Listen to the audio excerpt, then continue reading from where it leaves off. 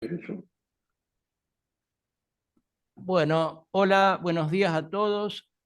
Muchas gracias por acompañarnos. Mi nombre es Alberto Coan, yo pertenezco a una asociación que se llama Civil Río Paraná de la ciudad de Santa Fe. Hoy, gracias a la intervención de nuestro gran y común amigo Jorge Cohen, a quien quiero agradecer especialmente, tenemos la oportunidad de contar con el aporte de Muki Tenenbaum. Bueno, Muki es abogado, es un experto en análisis geopolítico de Medio Oriente y él hoy nos va a Conecta el contar vídeo cuál. un poquito.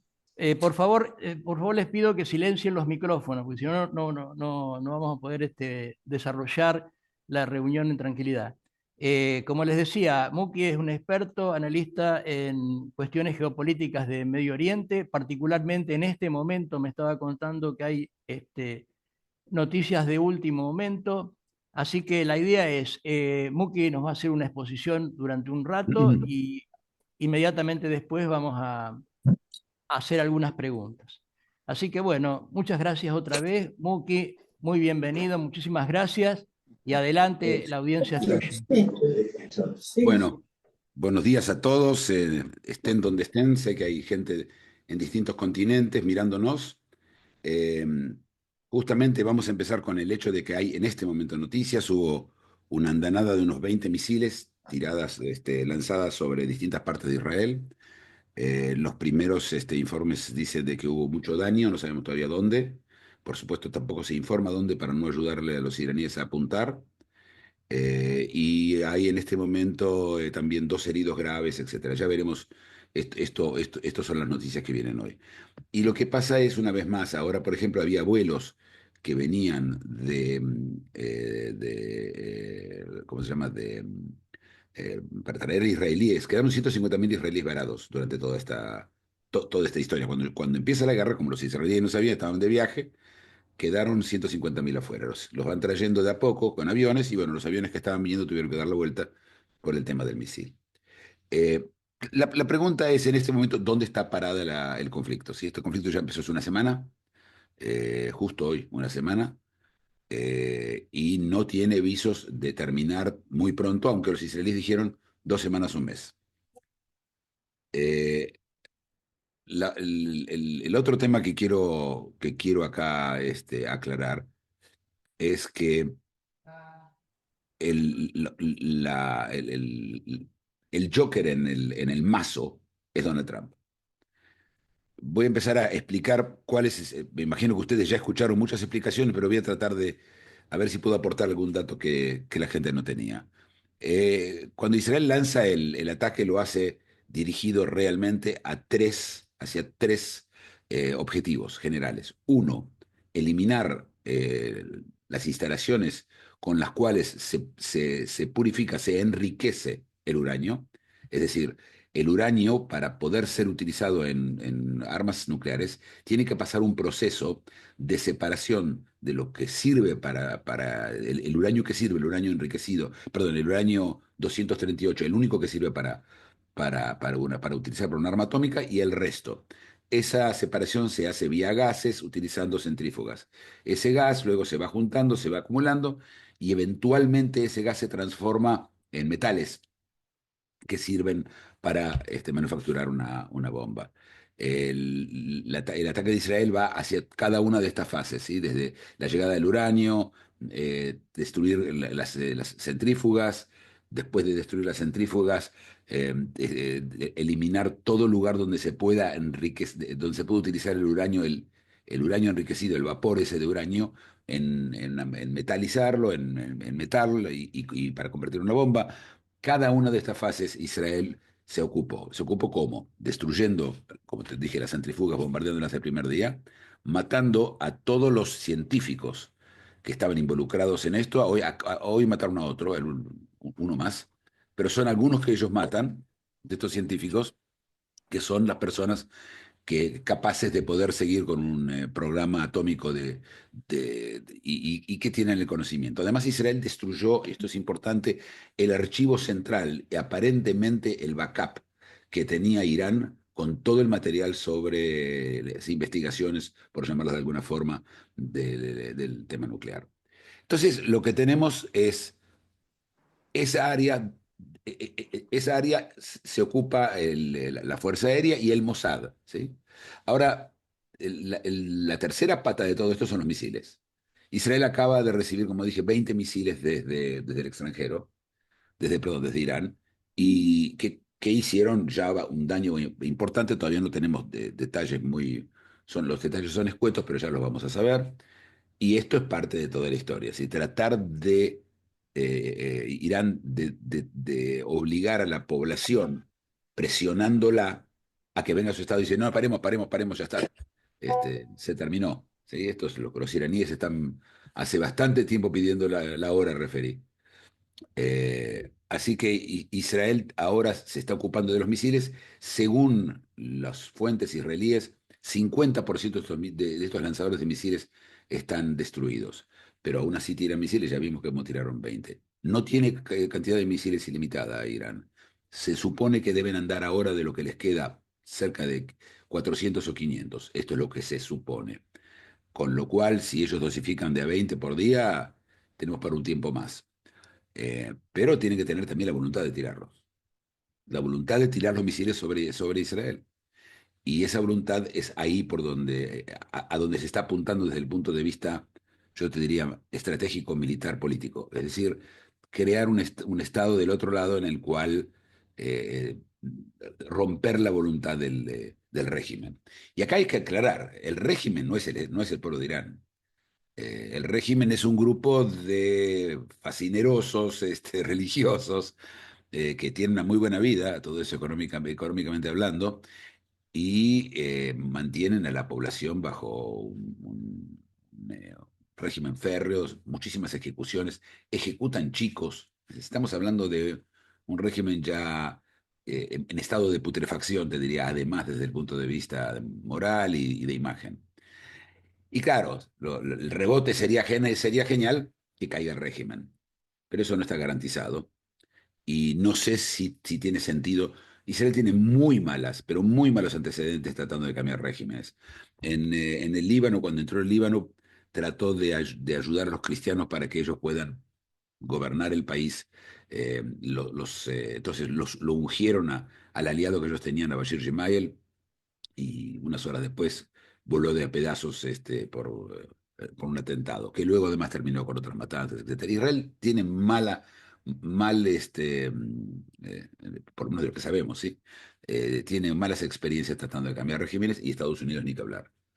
Entonces, cambiar régimen es un tema primero si se puede hacer, y es un tema que no solamente si se puede hacer, si conviene hacer.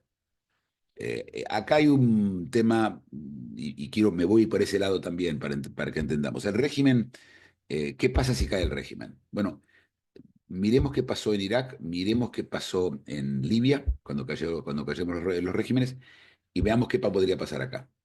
Cuando cae en Irak el régimen, Irak era un país con dos etnias, mitad y mitad, sunitas y chiitas. Sunitas son los de Arabia Saudita, Egipto, y los chiitas son los de Irán y Azerbaiyán. Este es el más o menos la división que hay. Hay, por supuesto, chiitas prácticamente en todo lugar y hay, por supuesto, sunitas en todo lugar. Y ellos, y entonces empezó lo que eventualmente terminó en un acuerdo junto con los kurdos para armar un país que se llama Irak, que está apenas funcionando. Tenemos otros casos, como el caso de Libia, en donde una vez que cayó Gaddafi, Libia cayó en un agujero, yo te diría, negro de peleas, y lo que pasa es que son muchas tribus ahí. Y están matándose hace rato ya, no sé cuántos años estamos hablando de Libia, no tiene un gobierno estable hace 20 años, algo así. Es decir, las cosas pueden ponerse mal y este es el miedo que pase algo así en Irán. Pero ¿qué diferencia hay entre Irán y estos dos? Irán es una sola etnia. Hay minorías, etcétera, pero es una sola etnia.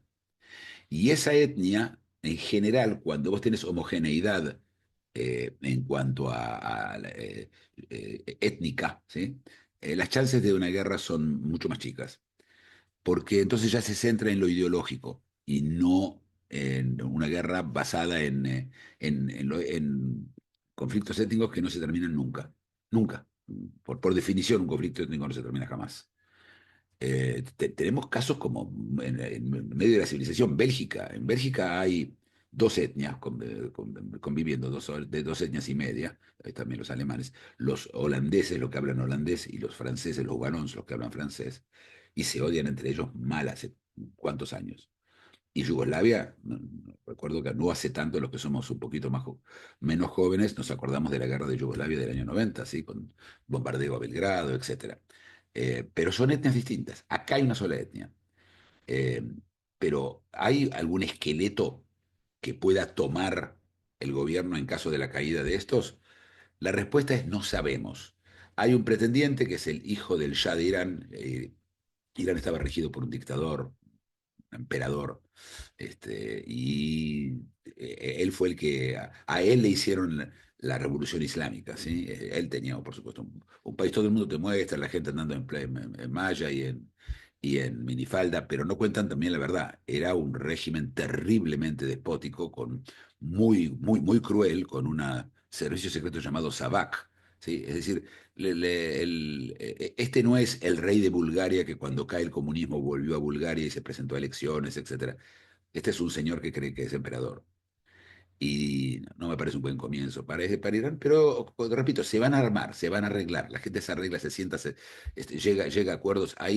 Si bien no hay oposición política, hay organizaciones que están ya desde ya, ¿sí?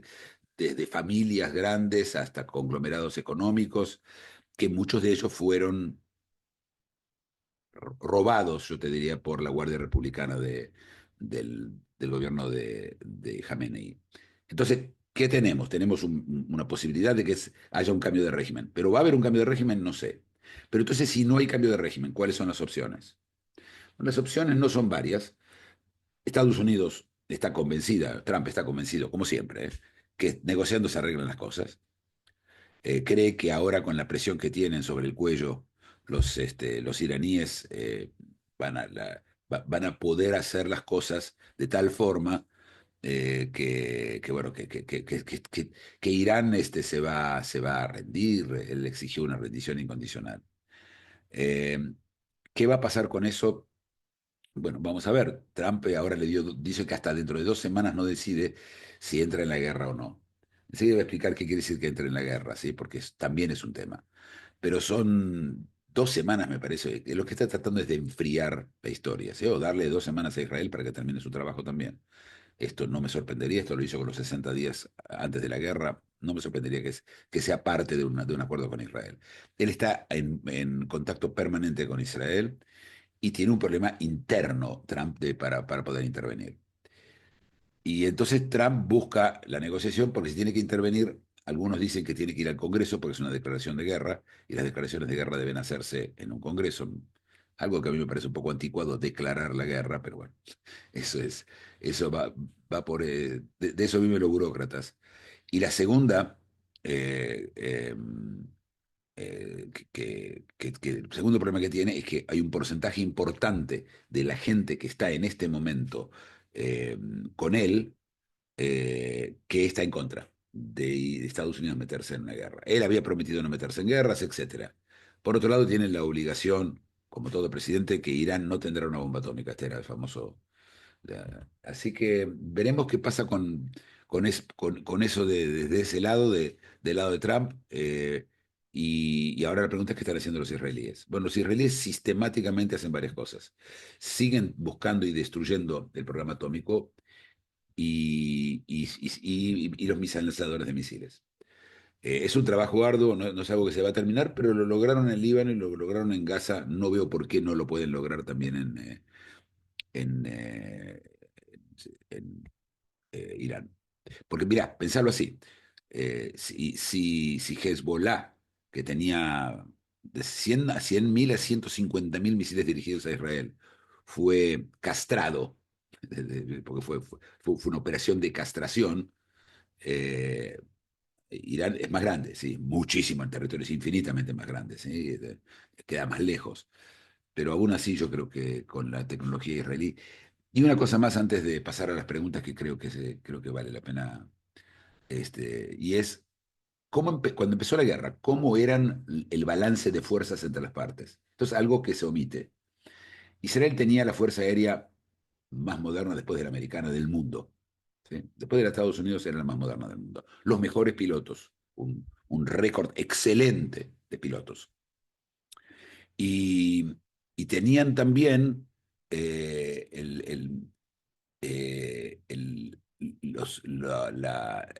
la tecnología de la inteligencia artificial.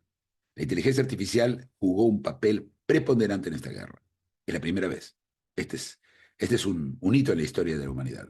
Por primera vez las máquinas tuvieron un papel más importante que quien las hace funcionar, ¿no? Que el operador de esas máquinas. En este caso, el ejército israelí. Y Irán no tenía nada. Y la Fuerza Aérea de Irán eran aviones de los años 70 y helicópteros de los años 80 y baterías antiaéreas de los años 90 chinas. Era un desastre. Desde el punto de vista tecnológico, Irán era... Pero esto habla de cuánto no confían en Irán. Ningún país le vendió nada de todo esto avanzado. Ninguno. Ni China, ni Rusia, ni Corea del Norte, nadie. Nadie quería estar en manos de estos tipos. ¿Sí? Nadie quería que le van a dar estas cosas y estos locos, porque así los veían, ¿eh? Todo el mundo los vieron como locos. Eh, pero eran grandes, tienen petróleo, porque si Irán no hubiera tenido petróleo, no estaríamos conversando aquí. No, a nadie le importaría nada. Pero como Irán tiene mucho petróleo y está en un lugar clave, entonces la pregunta es si Israel tenía tanta ventaja. Y la tenía. No tiene que sorprendernos que en horas Israel dominaba el aire en todo Irán, porque tenían el poderío para destruir las baterías antiaéreas, los aviones en tierra, los helicópteros que eran de los años 70. Irán no era un macho. ¿Qué tenía Irán?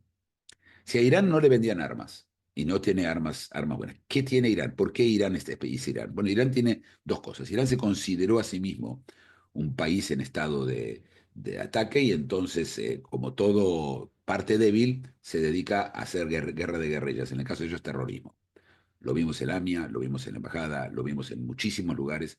Ellos utilizaron gente para atacar, matar y eliminar muchas personas. Esto lo hicieron los iraníes mismos. Perdón, los iraníes mismos, sí.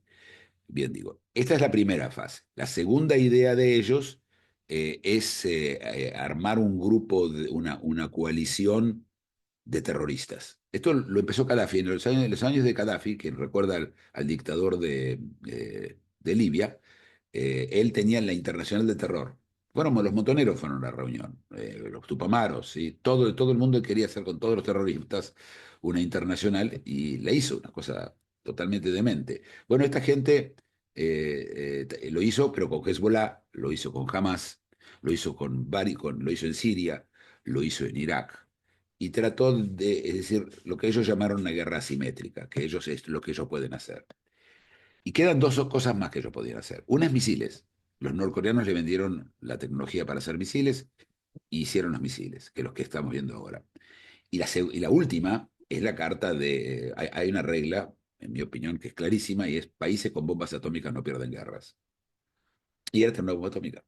Es decir, ellos de esa forma se convertían en inmunes. Recordemos, en Irán la meta de la gente, de los iraníes, la meta de ellos es hacer una bomba atómica y que no los puedan tocar, pero el régimen es el que lo hace. Es el régimen ese que eh, se, trató de salvarse a sí mismo. Creo que di más o menos un pantallazo. ¿Qué te parece, Alberto, si pasamos a preguntas con la gente que quiere preguntar? Bueno, cómo no. Yo les pediría que por favor en el chat vayan incorporando las preguntas. Yo voy a empezar con una que tengo acá, y es consultarte sobre cuáles van a ser las consecuencias para nosotros en Latinoamérica, ¿no? En Argentina particularmente y en los países vecinos, Bolivia, etcétera. Bueno, a ver, si cae el régimen, mucho menos de lo que creemos, ¿sí? Si en el régimen, yo te diría que las células terroristas están todas conectadas por una red infinita de raíces hacia Irán. Si esas raíces se cortan, muy pronto estas células van a quedar, en mi opinión, van a quedar inutilizadas. Pero si no, y Irán y el conflicto no se resuelve pronto, sí, podemos ver ataques terroristas en muchos lugares del mundo, sí, no solamente en Argentina, en Latinoamérica, en Asia, en África y en Europa, y en Estados Unidos. Sí, sí, ellos tienen una red mundial de terroristas y saboteadores. Así que vamos a ver, hay que estar atentos, sí. Ahora, en el caso que caiga el régimen, normalmente cuando un régimen de esos cae, hay una dispersión de los jerarcas de ese régimen caído hacia distintos países. ¿Vos creés que, por ejemplo, Venezuela podría ser un lugar donde esta gente venga a residir? Conociendo las condiciones de vida en Venezuela, yo no sé si eso si eso es algo bueno para ellos o malo para ellos. Sí, sí, claro, Venezuela, podría ser Bolivia. Yo creo que, mira, yo sé que trataron de negociar con Rusia. Hay por lo menos, son los trascendidos, ¿sí? Que estuvieron tratando de negociar con Rusia y que Rusia les dijo que no. Porque Rusia ya lo tiene Assad, ¿te acordás? Del presidente de Siria. Si no, se Sí. va a convertir eso un lugar donde vienen todos los perdedores, ¿sí? La reunión de los que perdieron. Eh, y también puede ser que se vayan a Corea del Norte, pero no creo, porque la vida de ellos es en lugares así, ¿viste? No importa cuán lujosa es. Pues está Qatar, que siempre Qatar es el malo de la película. Es un país peligroso, que ha causado mucho daño y sigue causando daño a Qatar. Qatar es un aliado básicamente de Irán en algunas cosas. Tuvo todo jamás viviendo adentro de ellos. Entiende que ellos le daban no solo refugio, no es que nos sentían en una casita, estaban en hoteles de primera, de 5 estrellas, yendo a cenar a los mejores restaurantes. Los tipos, estos mismos de Hamas, mientras la guerra en Gaza continuaba. Y nunca nadie hizo nada, los dejaron ahí. Israel no los mató en Qatar, me imagino por las relaciones con Estados Unidos, pero son gente que, en mi opinión, no sé si no hubiera sido legítimo terminar con el emir de Qatar. Al fin y al cabo es un tipo que le daba refugio a los terroristas. Si es por ese lado, esa es mi contestación. No sé si pensaste en otra cosa. No, no, perfecto, perfecto, gracias. No, acá hay una consulta o una expresión en el chat que dice qué reacción vendría de Qatar, que tiene que ver con lo que vos estás diciendo, pero la cuestión me parece que sería un poco ampliando esta pregunta, ¿cómo pensás que puede reestructurarse todo el Medio Oriente si el régimen cae? Digamos, de la manera con que está planteando Trump, que quiere una rendición incondicional. Mira, si se rinde, Irán es un nuevo Medio Oriente en serio. Mirá, quedan los locos en el Yemen que sin apoyo iraní se marchitan. Van a molestar por un tiempo más, pero no tienen, no, se les terminan los misiles, se les terminan todos, ellos pueden pasarla muy mal. Y fuera de yo te diría, de ese forúnculo que tiene el Medio Oriente, eh, yo no veo un problema. Tenemos a gente a ver, cuyo aporte a la paz no es exactamente ese, y esto es Erdogan en Turquía.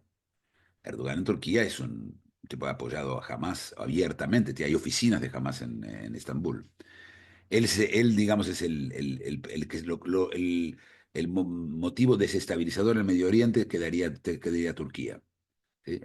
Y todo se va a volver a acomodar. Está claro en este momento que terminado esta historia, hay realmente dos potencias solamente en el Medio Oriente que quedan potencias, es Israel y Turquía, por lo menos militarmente hablando. Turquía es miembro de la OTAN, tiene el segundo ejército más importante de la OTAN, es un país grande, es musulmán, pero todavía tiene elecciones libres, todavía.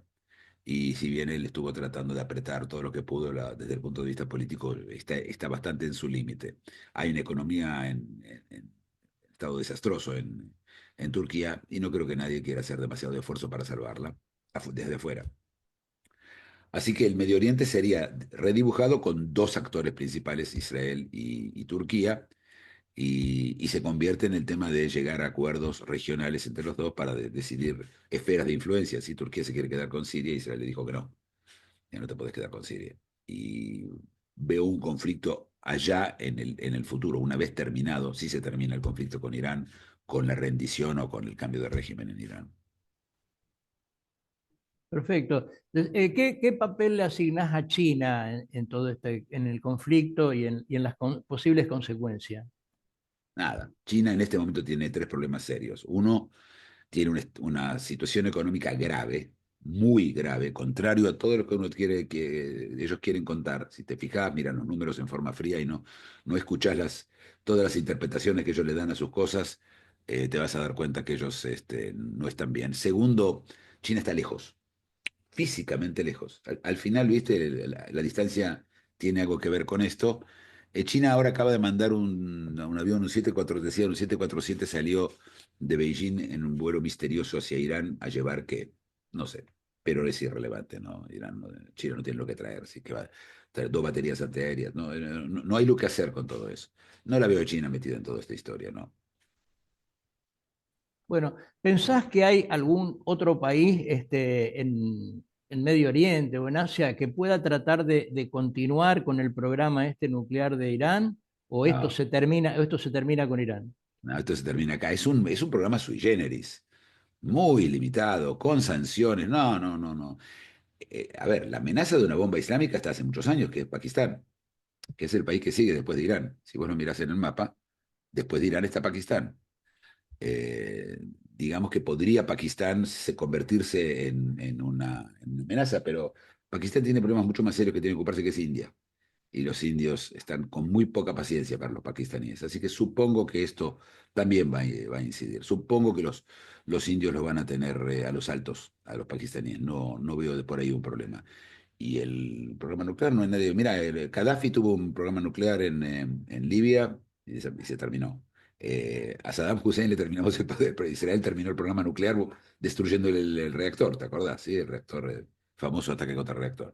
También pasó con el mismo reactor que se hizo en Siria. Sí, al final el único país que salva a Occidente una y otra vez de una bomba atómica en manos de locos es Israel. Perdón, Estados Unidos tiene que conseguir que esto pase en un país, en Corea del Norte. El trabajo era de ellos, no lo lograron. La verdad que son unos inútiles. Está la verdad, los americanos son unos inútiles, porque teniendo que todo lo que tenías que hacer era parar. Pero bueno, empieza así, que no va a pasar. Y para cuando ya alguien había tomado media decisión, ya era tarde. Acá esto no iba a volver a pasar. Israel es la tercera vez que lo hace. Tercera.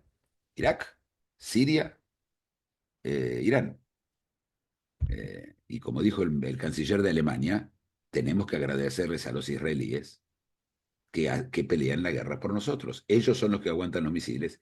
Tengamos la decencia de apoyarlos. Perfecto. Hay una pregunta acá en el chat que refiere a la actitud y al papel de las Naciones Unidas. Naciones Unidas nada, es un ¿Qué podés club. opinar? Es un club. Es como que me diga cuál va a ser la influencia de ACOAG en todo esto. No existe las Naciones Unidas. Es un grupo de, las Naciones Unidas está para alimentar a los mismos burócratas de las Naciones Unidas. Es un sistema cerrado, un ouro. Todo, se comen la cola ellos mismos. No tiene ninguna importancia, nunca tuvo importancia en las Naciones Unidas. Una sola vez en la guerra de Corea hubo una intervención en las Naciones Unidas, del resto son un desastre. Es un grupo cuyo única meta es, ¿viste cuando la gente se encuentra para quejarse? Viste, unos amigos, che, mirá lo que me pasa. Entonces se sienta cada uno y se quejan de, no sé, desde la entrada a la cancha de fútbol a cualquier cosa. Se quejan. Entonces estos tipos también, entonces, se quejan y se sientan a quejarse de Israel. Nosotros somos nosotros no, los israelíes, son parece que es el único tema para hablar. Eh, entonces, la única democracia que hay, a ella la vamos a atacar, los demás no, por supuesto no. Pero, repito, la gente se emociona de las Naciones Unidas, no es nada, es un club en Yiddish se dice schleppers, así los veo yo, nada, son gente que va, viene, grita, dice cosas, toca botones, vota y nada. Perfecto. Una muy buena descripción hiciste. No, aquí hay una pregunta que refiere a la criticidad del estrecho de Hormuz y qué repercusiones tendría un eventual cierre, ¿no?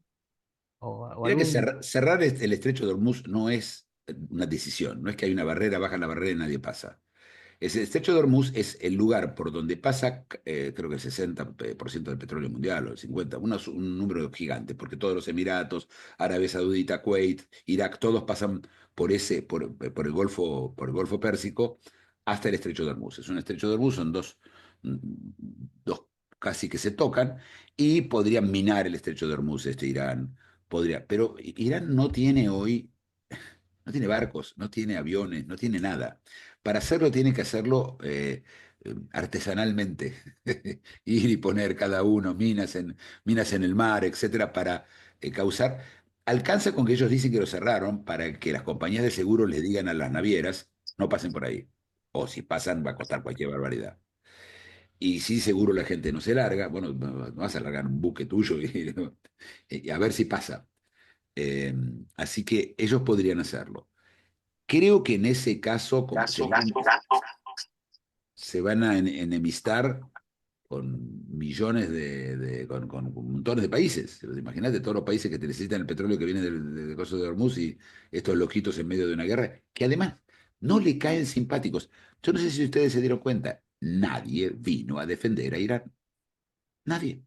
Ay, Venezuela, otra vez, los aparrastrosos, Venezuela, los aparrastrosos de siempre. Venezuela, Nicaragua, Cuba, los regímenes estos de payasos. Entonces los payasos del circo estaban a favor, pero los demás nadie sabía defenderlos. El otro día me preguntaban, che, ¿puede meterse alguien del lado iraní? Nadie quiere, a nadie le interesa, a esta gente no se le vendía ni armas. ¿Te parece que alguien va a venir a ayudarlos? Entonces no son simpáticos, no caen bien. Cierran el coso de Hormuz y van a caer mucho peor. No sé qué quiere decir eso, pero por eso Israel tiene tanta libertad de acción en este momento. No solo porque está Trump detrás. Una cosa más que no conté, que yo creo que se sabe, pero voy a decirlo. Estados Unidos tiene una bomba especial que agujerea, puede llegar a ser un agujero en una montaña. ¿Por qué es importante? Porque abajo de esa montaña, en Fordo, hay parte del sistema de enriquecimiento de uranio está ahí. Y para destruirlo hace falta, aparentemente, yo no estoy convencido, pero lo que dicen los expertos, una bomba la más grande del mundo con el avión que la puede cargar, que solamente los americanos lo tienen, y por lo tanto, esto es lo que se está esperando de Trump. No es que Trump está esperando para mandar soldados, jamás va a meter soldados es boot on the ground, eso no lo va a hacer. Pero ni aún el bombardeo ¿sí? Del cual hablamos antes, este bombardeo es vital para la campaña israelí. Es vital porque si no se le complican mucho las cosas a Israel. Así que me olvidé de aclararlo en la locución original. Perfecto. Acá hay otra pregunta en el chat que refiere a cuál es el impacto que vos evaluás que tiene todo este conflicto sobre el auge del antisemitismo en el mundo. Si es que te parece que lo tiene. No, al contrario, ¿eh? ¿Qué decís? No, no, si es que pensás que lo tiene. No, el conflicto con el tema del antisemitismo, nosotros tenemos el problema a ver, el antisemitismo no necesita motivos reales, ¿sí? Lo que necesita siempre es una excusa. Yo te voy a dar mi visión del antisemitismo. El antisemitismo es una forma de racismo muy especial, única en el mundo. Ninguna otra es así. ¿Qué quiere decir? Que en general cuando vos sos un discriminador, cuando vos sos un racista, decís que hablas de la otra raza como inferior a la tuya. ¿Sí? Los negros, es un negro, no entiende nada. Es una mujer, no sé, es un gay. Pero en general es despectivo, ¿sí? Con los judíos es distinto. Esto no es para abajo, es para arriba. La gente siente que el judío es mucho más, no dije que es mucho más, tiene mucho más éxito. Y esto da lugar a un sentimiento muy especial, que es la envidia, muy especial. El antisemitismo es simplemente envidia ideologizada. Eso es lo que es. Entonces, como yo no llego, ¿te acordás la historia de la zorra y las uvas? ¿Se acuerdan? La zorra, estaba la zorra parada, había unas uvas, trataba de llegar, saltó, y dijo, va, están verdes. ¿Sí? Es esto, ¿sí? El problema es que no llegan y el odio se multiplica todo el tiempo porque lo que vos tenés es una franja de envidiosos que se dedican al tema.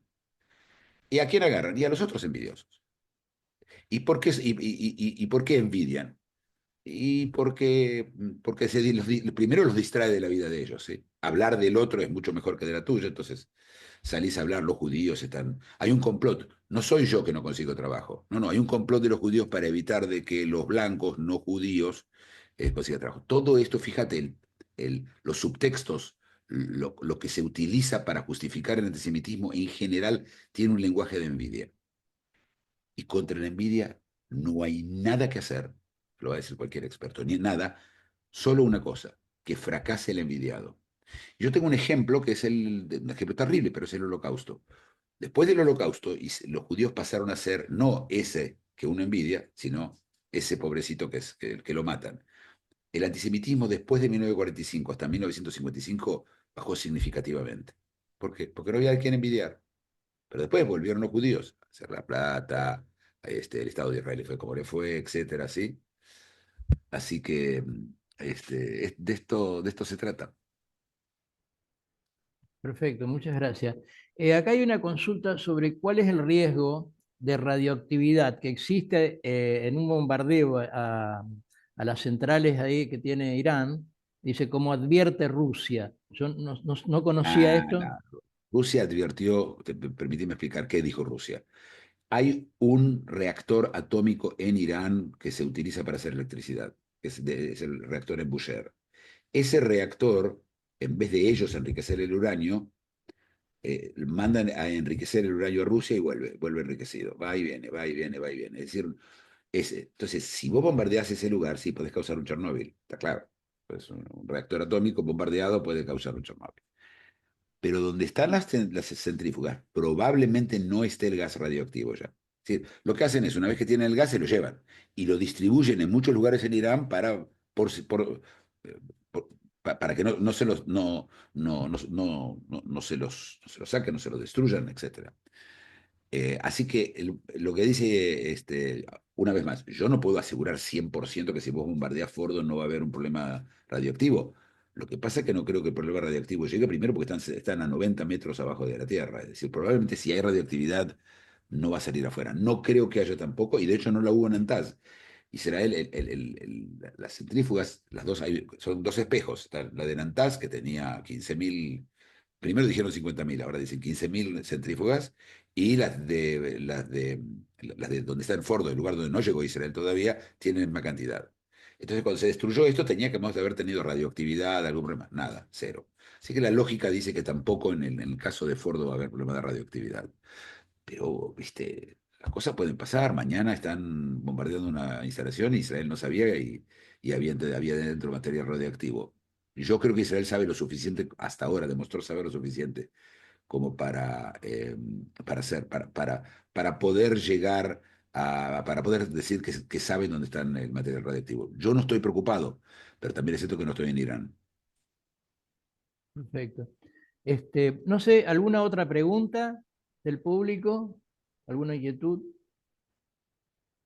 Bueno, eh, Buque, no sé, te pediría una última reflexión o alguna conclusión respecto de este tema que de una forma tan agradable nos presentaste.